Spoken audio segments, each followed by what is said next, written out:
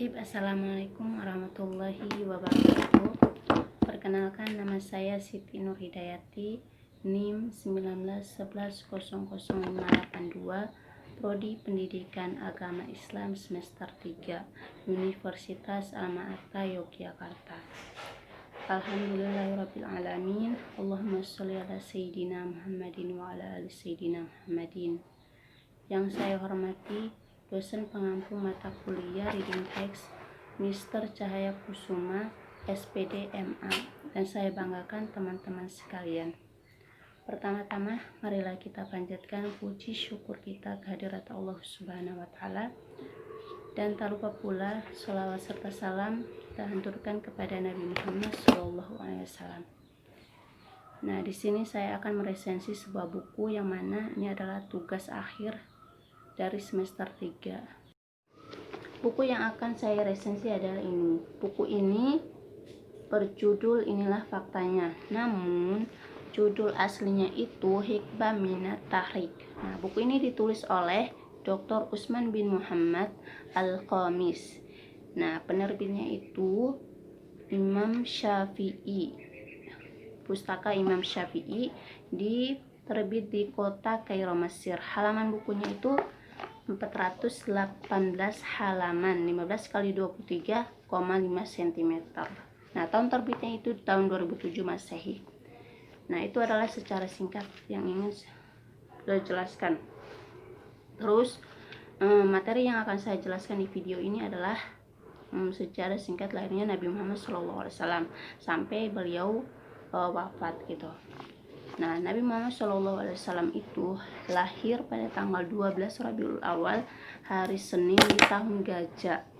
Nah, Nabi Muhammad SAW itu lahir dalam keadaan yatim, di mana ayah beliau itu sudah meninggal ketika beliau masih dalam kandungan.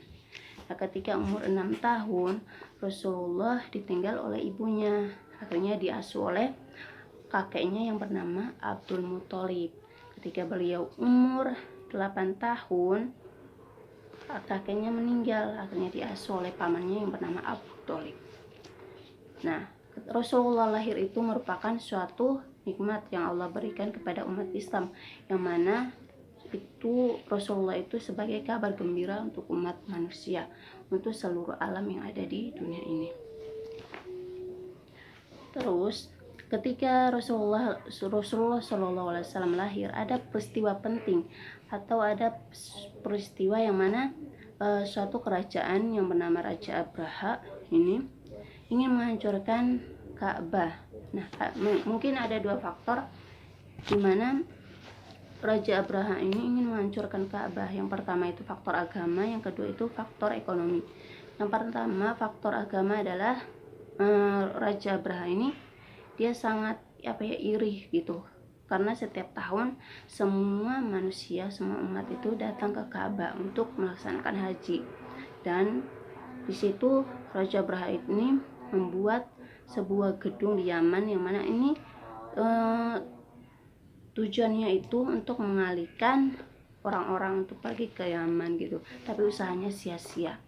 Nah, faktor yang kedua itu adalah ekonomi. Nah, faktor yang kedua ini di mana kan setiap tahun masyarakat atau umat Islam atau semua umat muslim itu datang ke Ka'bah. Nah, di sini orang-orang Arab ini memperdagangkan barang dagangannya gitu. Jadi Raja Abraha ini cemburu, iri, dan sangat marah gitu. Akhirnya ingin menghancurkan Ka'bah. Namun di dalam perjalanan bukan Ka'bah yang dihancurkan, malah mereka yang dihancurkan oleh Allah Subhanahu wa Ta'ala melalui burung ababil, pasukan Allah yaitu burung ababil. Peristiwa tersebut diterangkan oleh Allah langsung di dalam Al-Quran, surah Al-Fil. Nah, surah ini terdapat di juz ke-30, surah ke-105 ayat 1-5 yang berbunyi, A'udzubillahi minasyaitonirrajim, Bismillahirrahmanirrahim. Alam tara kaifa fa'ala rabbuka bi ashabil fil, alam yaj'al kaidahum fi tadlil, wa arsala 'alaihim tayran ababil tarmihim bi jaratin min sijil wa ja'alahum ka'asfim ma'kul. Nah, akhirnya pasukan Raja Abraha ini pada hancur kayak ulat gitu.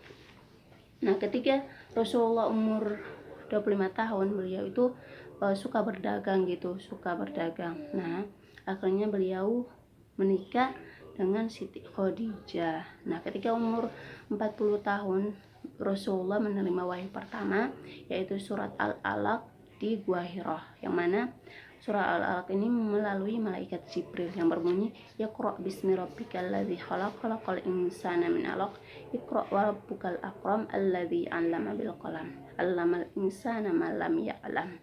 Itu adalah surat Al-Alaq ayat 1 sampai 5 di Gua Hira. Itu adalah wahyu pertama yang diterima oleh Nabi Muhammad SAW. Nah, Rasulullah SAW itu dakwanya yang pertama itu secara sembunyi-sembunyi, gak langsung terang-terangan. Jadi pertama yang beliau dakwah itu keluarganya, orang-orang terdekatnya, seperti istri beliau Siti Khadijah, sepupunya Ali bin Abi Thalib gitu. Nah, kemudian Allah memerintahkan ini kepada Rasulullah untuk berdakwah secara terang-terangan. Nah, disitulah ujian, cobaan datang mengambil Rasulullah SAW, yang mana pamannya sendiri benci terhadap beliau, bahkan ingin membunuhnya, seperti Abu Jahal, Abu Lahab itu. Nah, akhirnya sampai Rasulullah SAW itu di dakwanya selama 13 tahun, sampai Allah itu meminta kepada Rasulullah untuk hijrah ke kota Madinah.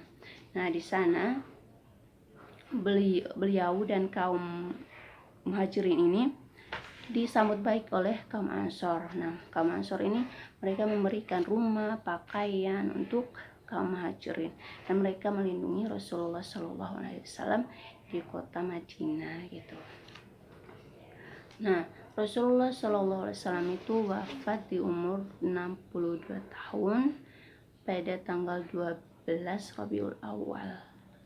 Mungkin itu saja yang saya sampaikan, kurang dan lebihnya saya mohon maaf. Nah, kebenaran itu hanya datanglah dari Allah Subhanahu wa taala, dan kesalahannya itu datangnya dari saya sendiri. Syukron katsiron. Wassalamualaikum warahmatullahi wabarakatuh.